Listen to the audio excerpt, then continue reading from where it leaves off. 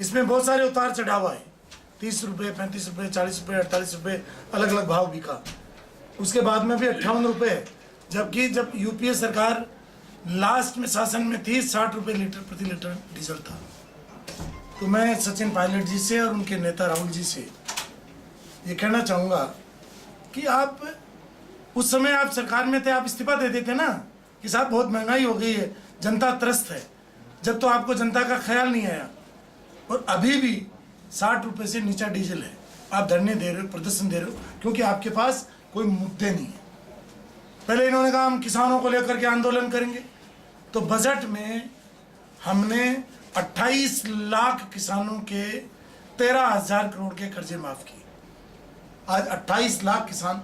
फिर कहा कि हम युवाओं के रोजगार को लेकर के जाएंगे, तो माननीय हमारे प्रदेश की मुख्यमंत्री वसुंधरा राजे जी ने 1,77,000 नई भर्तियों का ऐलान किया, उसका कैलेंडर जारी कर दिया।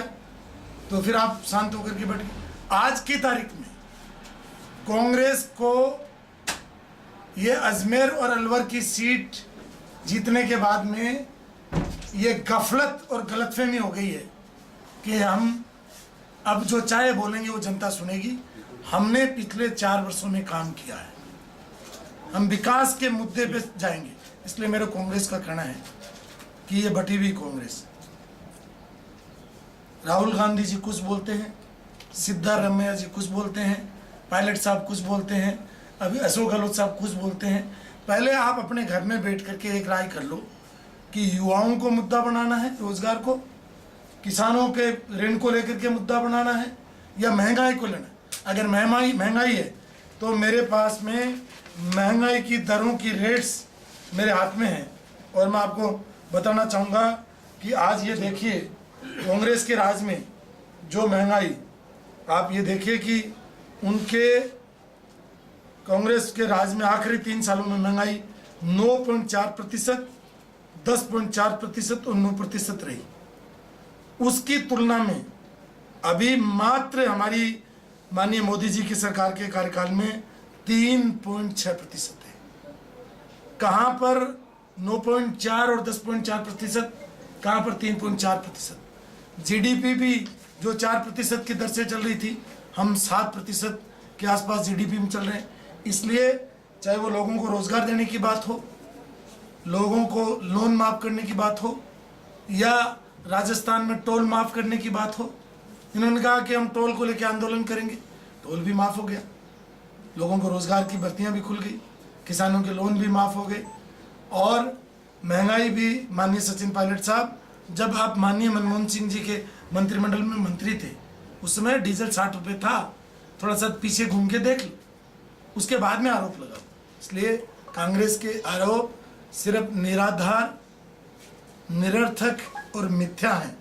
और मैं एक निवेदन हमारे मीडिया के माध्यम से माननीय सचिन पायलट साहब हमारे बहुत ही पूजनीय हैं, उनसे कहना चाहूँगा, एक बार राजस्थान का दौरा करो, एक बार राजस्थान का दौरा करो, राजस्थान को समझो। आप चाहे जहाँ जिस चीज़ को मत भड़काओ, क्योंकि राजस्थान हमारे प्रदेश की मुख्यमंत्री 36 जातियों को साथ लेकर के काम करने का काम करती है। आज मैं कहना चाहता हूँ कि हमारे प्रधानमंत्री नरेंद्र मोदी जी ने कहा है कि कांग्रेस ने कभी भी सम्माननीय अम्बेडकर साहब को सम्मान नहीं दिया। आज भारतीय जनता पार्टी ने उनको सम्मान दिया। राजस्थान के सभी नगर पालिका मुख्यालयों पर अम्बेडकर भवन बनाएंगे, मुफ्त में भूमि देंगे, 25 लाख से 50 लाख रुपए देंगे। और हमारे जो है अनुसूचित जनजाति के भाइयों को, जाति और जनजाति के भाइयों को 2 लाख का लोन भी माफ़ करने का हमने किया है फैसला। बहुत सारी उनको सुविधाएं देने का फैसला किया है। इसलिए राजस्थान में चाहे वो अनुसूचित जाति का है, जनजाति का है, चाहे वो अल्पसंख्यक है, चाहे किसी भी वर्ग का है, 36 की 36 कौम को हम साथ लेकर के चलने का काम कर रहे हैं। ये बात आपके माध्यम से मुझे कहनी थी।